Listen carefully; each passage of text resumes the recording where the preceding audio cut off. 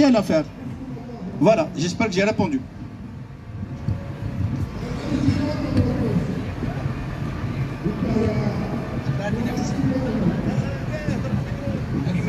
سبحان الله تخلق نرفيغا اسمحن اكل مثلا مذاكيني يجاريين دراو تموت زي مثلا يغاضي الحال وبراجي خدمن باش تكون كتمارا يفكايتيين نخصيصي ورزون على الجزائر من تاع انت لا تمورتنا نبغى نسلين تمورتنا عن ذات اني بالدربخ من باراج يجاريين نروح نخمم مارش فايلنا في الحقنا بمحقرانيت تروح تهضر في الحقيقة كي غنن أكيد ديميتور أنا دار نهضر فغادينين أندار نهضر حقنا إلا كان معقلات أم يعقل مثلا يجارينا كما لا ذا الوقت ذا حتى من حتى من بدا نفضل ثمورتنا أغرو من برا دي فرانيين ما تروح ديني فكي وتفضل إيمانك أنا كنت لي خاميك سمحتي ما إلا كنت تبقاو على خير تنبير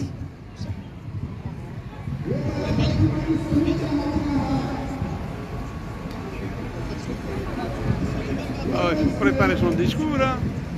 Pas comme ça. Ben oui. Salam alaikum, bonjour Azul Flaouen.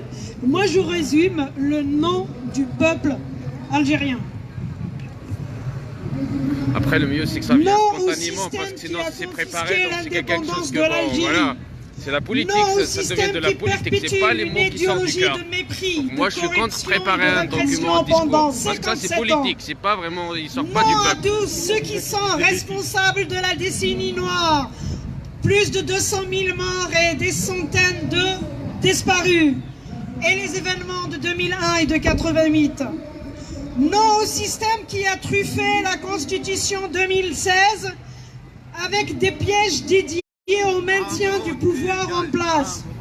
Non à la justice du système nommé, le système nommé par Gaïd Salah lui-même Al-Isaba. Non à la mafia et à ceux qui la protègent de loin ou de près. Non au système qui étouffe l'expression libre et interdit les conférences. Non au système qui monopolise les médias journaux. Non au système qui instrumentalise l'opposition politique sous multipartisme nul. Non au système qui ne respecte pas les autres idéologies et autres projets politiques. Non à l'exil politique. L'Algérie a besoin des hommes et patriotes honnêtes, écrivains, journalistes, enseignants, militants, mouvements associatifs. Non au pouvoir qui tente avec des manœuvres mesquines de porter atteinte à la cohésion de tous les Algériens. Non au système qui ne croit qu'à son idéologie, qui a donné et a enfanté le mouvement du 22 février qui s'inscrit dans l'histoire fin du système et naissance d'une nation. Non au pouvoir inhumain, un pouvoir inhumain sans principe, qui méprise le peuple et l'insulte. Et pire que ça, qui choisit le jour de l'enterrement d'un homme porteur d'une idéologie, d'une politique différente, même si je ne partage pas cette politique et cette idéologie différente, et prive ses enfants et ses amis d'y assister. Non à Gaïd Salah, non à Gaïd Salah, non à Gaïd Salah qui ne répond pas au mouvement du 22 février. Dites-le, on n'a plus peur. Non à Gaïd Salah, non au pouvoir en place, non, assez subi l'Algérie, méprisée, trahie, pillée. Non à Gaïd Salah, il ne répond pas aux aspirations de jeunes Algériens qui veulent faire de la politique. Ils vont la faire, ils vont sauver l'indépendance, ils vont libérer la population, ils vont libérer toutes les intellectuels. Merci à vous, gardons le mouvement jusqu'à la libération de tout le peuple algérien. Al-Sha'b al-Jazairi hur, démocratique, ولو سمعته عالمية ولو سمعته منذ الاستقلال. هذا الاستقلال الذي خدعونا فيه الآن، هذا الحراك هو معركة ثانية بعد معركة التحرير. فلا ندع هذا النظام الخائن أن يسرقها منا. فكونوا tous solidaires. Tous solidaires, il pleut, c'est Ramadan, non Ramadan, c'est le soleil, c'est la chaleur, tous mobilisés pour lutter contre le pouvoir. Et il va partir avec la volonté du peuple, et rien que le peuple, le seul souverain. Et c'est lui le décideur du régime qu'il veut. Et nous aurons le régime que nous souhaitons, qui répondra aux espoirs de nos jeunes marginalisés et du peuple marginalisé, insulté surtout par M. Ouyahia. Merci à votre... Bravo. Merci. Merci, madame.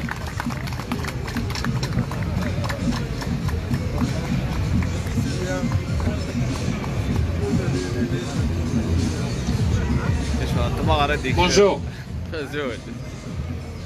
Nous aimons notre pays, nous lui devons la vie. Nous tenons à notre identité, sur notre raison d'exister. Salam alaikum.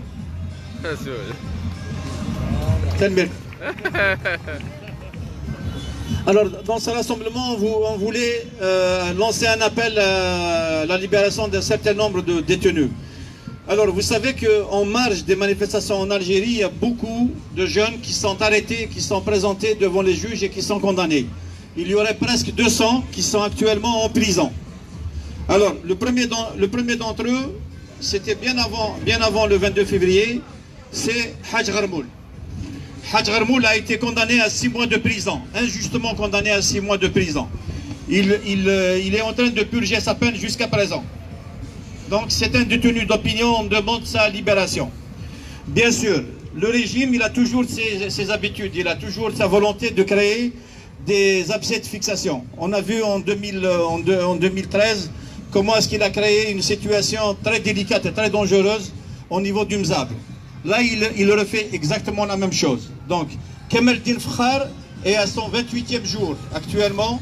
Il est en prison, il a été interpellé, arbitrairement emprisonné, et il se trouve actuellement à son 28e jour de grève de la faim. C'est le docteur Kamel Din Fakhar, je pense que beaucoup de gens ont entendu parler de lui. Vous avez aussi son camarade qui a été arrêté avec lui. C'est Haj Brahim Aouf. Donc Haj Brahim Aouf est aussi à son 28e jour de grève de la faim. Ce qui se passe à Ardaya, c'est quelque chose qui est très dangereux, pour le pays, très dangereux pour la nation. C'est une injustice qui ne dit pas son nom. Et malheureusement, c'est une injustice où tout porte à croire qu'elle est doublée de conception et de comportements discriminatoires, pour ne pas dire plus grave. Et ça, c'est quelque chose qui doit cesser, c'est quelque chose qui doit être banni de l'Algérie. Tous les enfants d'Algérie doivent être égaux. Tous les enfants d'Algérie doivent être des citoyens avec les mêmes droits, avec la même citoyenneté. Il n'y aura pas plusieurs citoyennetés. C'est ce régime qui fait des distinctions dans la citoyenneté des Algériens. Le nombre des détenus mozabites, c'est quand même assez important, mais il y a ceux qui sont un peu plus connus que d'autres. Il y a le cas de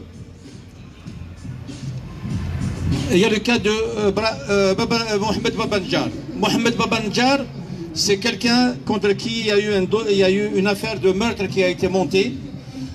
C'est un dossier vide, mais il est condamné très lourdement et il purge toujours sa peine depuis plusieurs années. C'est un cas d'injustice flagrante. Bien sûr, en grande partie, ce qui se rapporte aux situations des détenus mozabites se rapporte aussi à des questions de spoliation de terrain et de discrimination, comme je l'ai dit tout à l'heure. Donc, la semaine dernière, on a consacré notre tribune aux victimes du Printemps Noir, aux 128 jeunes qui ont été assassinés par la gendarmerie en Kabylie. Cette semaine, on lance un appel et on essaye d'attirer l'attention des gens sur la situation des détenus d'opinion et des jeunes qui sont arrêtés en marge des manifestations à Alger, notamment à Alger, et qui croupissent dans les prisons actuellement, qui sont sous le coup de condamnation. Il faut qu'ils soient libérés, il faut que l'injustice cesse dans notre pays. Merci.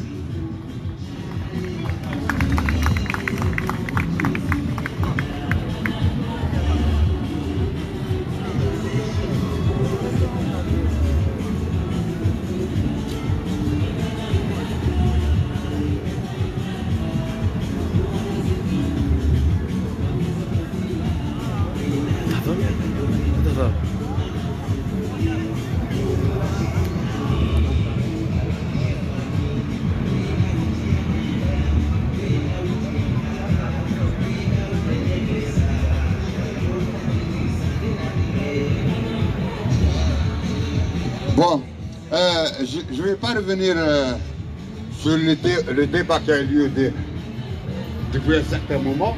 Donc, moi j'interviens sur l'actualité. J'ai pu constater, surtout après samedi, hier, l'enterrement, après l'enterrement d'un chef d'une idéologie, aussi le porteur d'une idéologie assassine, l'enterrement d'Abbassi Madani et, soi-disant entre guillemets, la foule qui l'a accompagné.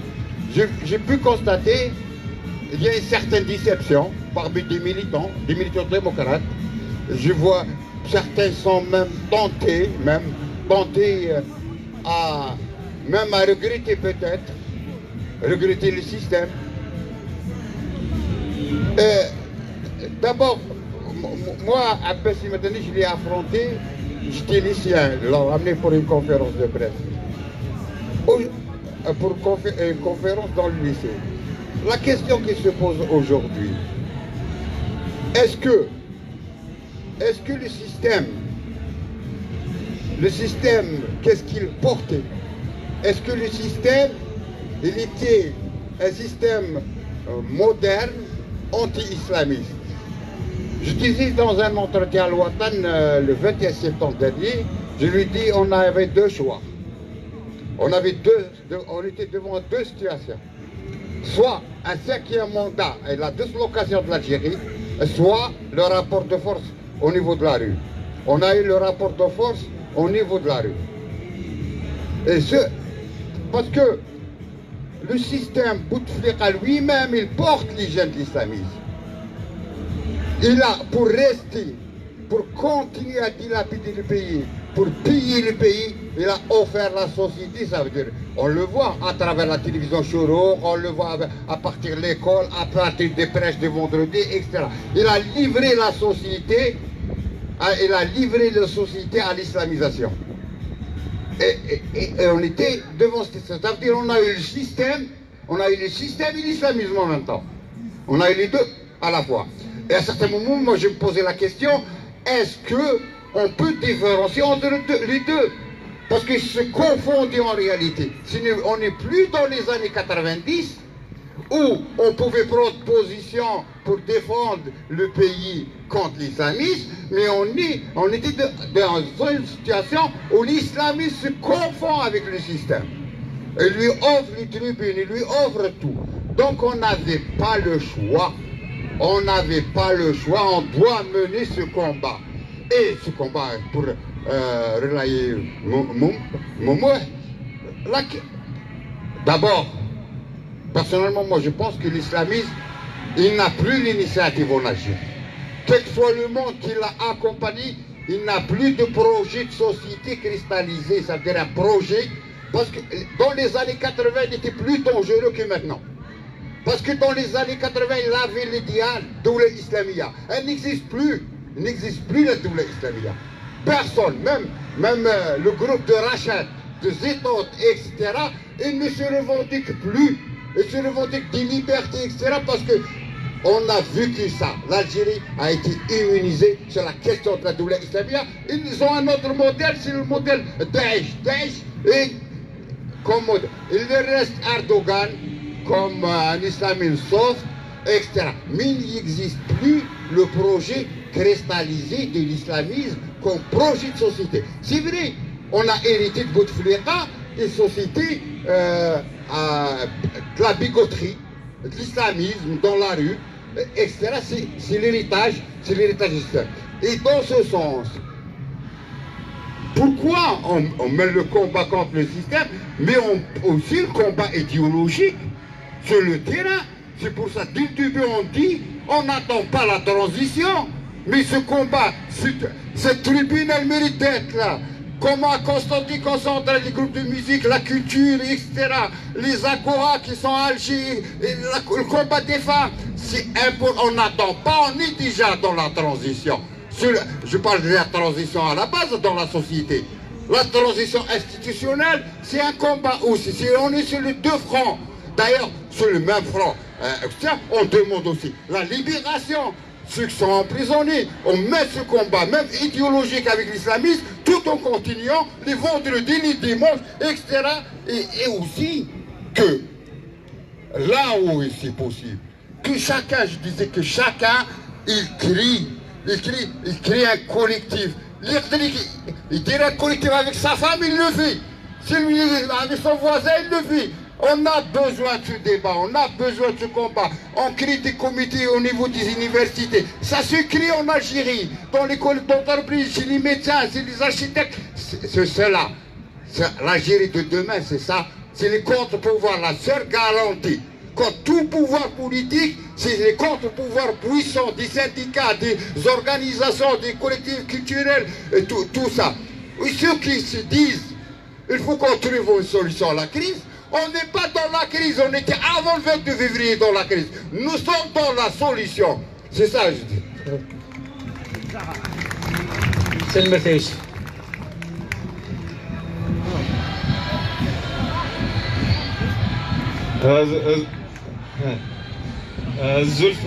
Salam alaikum, bonjour. Donc moi, je veux parler de l'indépendance de la justice. Donc les gens qui sont sortis dehors, c'est pour refuser les élections, alors qu'il y a des magistrats, il y a la justice qui assure que les élections seront transparentes. Donc le Rachid a dit qu'il y a un problème avec la justice, elle n'est pas indépendante, je ne sais pas. Donc si on pense que la justice n'a pas les mécanismes nécessaires pour gérer l'élection, alors la justice est quelque chose de sacré. L'État il a le droit de juger les gens. Mais l'être humain, n'importe quel humain, ou Yahya, Rabara, Ben Kilin, je ne sais pas, il a le droit de se défendre et un procès équitable. Donc, c'est la justice. Elle n'est pas indépendante, donc par humanisme déjà, elle doit être indépendante pour juger les gens. La justice est quelque chose, après les projets idéologiques de société, la justice c'est plus que la colonne vertébrale d'un pays ou d'une société. Elle doit être plus qu'indépendante. Donc, par exemple, ces jours-ci, j'entends qu'on va juger les maires qui ont signé pour Bouteflika, etc. Si la justice n'est pas indépendante, qui me dit que ce ne sont pas les maires qui sont avec le Hirak ou avec la révolution qui seront jugés pour les empêcher de parler. Donc, pour juger les gens, c'est une question sensible. La justice, elle doit être crédible. C'est ça que je voudrais dire. Donc la question de l'indépendance de la justice, c'est une question centrale. Il ne s'agit pas de défendre telle personne ou telle, mais de défendre la justice en elle-même. Après, j'ai entendu dire que des gens ont appelé à combattre la corruption. La corruption, c'est pas de mettre des gens en prison. C'est des mécanismes juridiques et techniques. Je vois pas, Bouteflika n'a pas installé les mécanismes. La corruption, c'est pas juger les gens après. C'est les empêcher, c'est de créer un système qui empêche la corruption. Donc c'est pas la justice qui va combattre la corruption, c'est un des éléments. C'est un système avec des mécanismes techniques de surveillance, de contrôle, etc. Après, pour la sortie de crise et les représentants, etc., moi je dis qu'il faut mettre des collectivités, des mécanismes qui permettent de juger, de contrôler, de décider à la place de nos représentants. Même si je mets n'importe qui à la tête de l'État, chaque décision et nomination qu'il devra faire doit être validée par la population. Après, tu peux mettre n'importe qui à la tête de l'État, il ne faut plus réfléchir en matière de personnes, mais de système. Et je vous remercie. Bravo. Merci.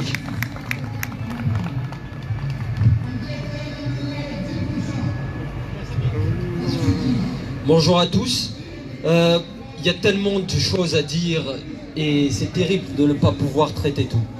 Je pense qu'il faut aimer le débat contradictoire parce que c'est bon pour la santé mentale et pour le jugement critique.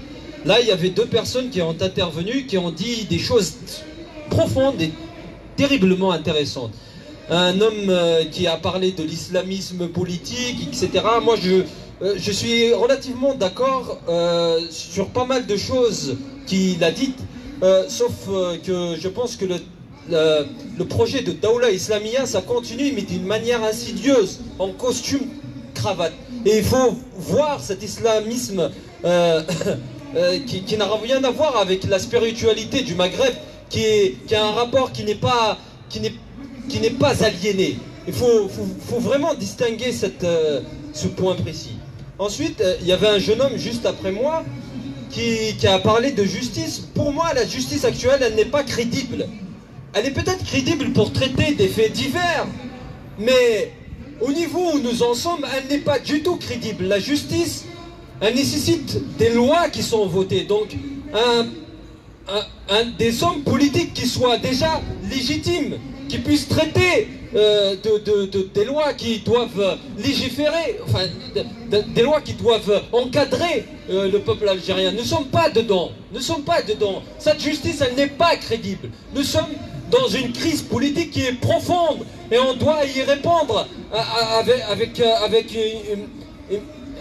avec des convictions qui doivent... on doit tout remettre à plat.